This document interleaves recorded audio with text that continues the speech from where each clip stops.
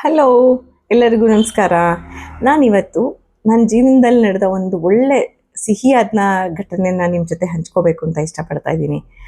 ಅದು ಏನು ಅಂದರೆ, ಅದೊಂದು ಮುಗ್ಧತೆಯ ಒಂದು ಕತೆ ಅಂತಲೇ ಹೇಳಬೇಕು.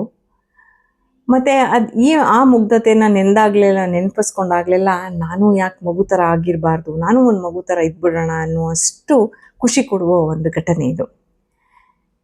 ಏನು ಗೊತ್ತಾ, 25 ವರ್ಷಗಳ ಹಿಂದಿನ ಕಥೆ ಇದು. ಒಂದಿನ ನಾನು ಟಿ ವಿ ನೋಡಿಕೊಂಡು ಹಾಲಲ್ಲಿ ಕೂತಿದ್ದೆ. ಟಿ ವಿನಲ್ಲಿ ಯಾವುದೋ ಫಿಲ್ಮ್ ಬರ್ತಾಯಿತ್ತು, ನೋಡ್ಕೊಂಡು ಕೂತಿದ್ದೀನಿ. ಆದರೆ ಕಿಚನಿಂದ ಒಂದು ವಾಯ್ಸ್ ಬರ್ತಾ ಇದೆ.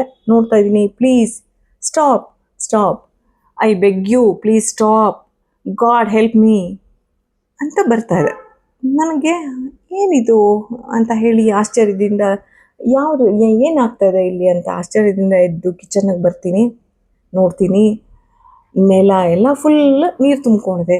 ಅದರ ಮಧ್ಯದಲ್ಲಿ ನನ್ನ ಪುಟ್ಟ ಮಗಳು, ಅವಳು ಪುಟಾಣಿ ಕಾಲುಗಳು ನೀರಿನಲ್ಲಿ ತೊಯ್ದು ನಿಂತಿದೆ.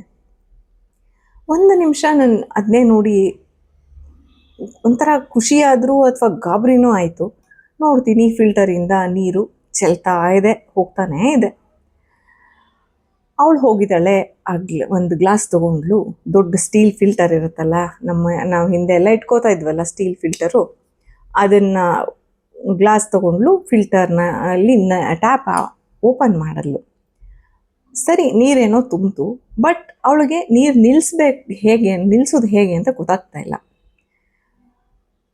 ನೀರು ಸುರಿದು ಹೋಗ್ತದೆ. ಅಮ್ಮ ಬಂದರೆ ಬೈತಾಳೆ, ಗಾಬರಿಯಿಂದ ಸ್ಟಾಪ್ ಸ್ಟಾಪ್ ಸ್ಟಾಪ್ ಅಂತ ಬೇಡ್ಕೋತದಳು.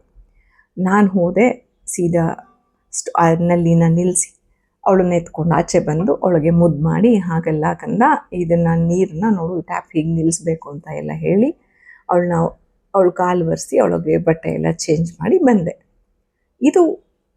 ಈ ಘಟನೆ ಇದೆಲ್ಲ, ಆ ಇನೋಸೆನ್ಸ್, ಆ ಮುಗ್ಧತೆ, ಆ ಮಗುನಲ್ಲಿರುವ ಇದು ಸ್ಟಾಪ್ ಅಂತ ಹೇಳಬೇಕು ಅಂತ ಗೊತ್ತಾಗ್ತದೆ, ಬಟ್ ಸ್ಟಾಪ್ ಮಾಡೋಕ್ಕೆ ಗೊತ್ತಿಲ್ಲ. ಅದನ್ನು ನೆನಪಿಸ್ಕೊಂಡಾಗ ನನಗೆ ಒಂಥರ ಆ ಮುಗ್ಧತೆ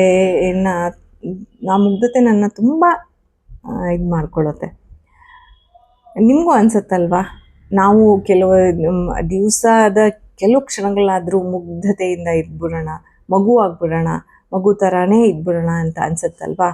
ಆ ಮುಗ್ಧತೆ ಅನ್ನೋದೇ ಒಂದು ದೇವರು ಕೊಟ್ಟ ಒಂದು ದೊಡ್ಡ ವರ. ನೀವೇನಂತೀರಿ?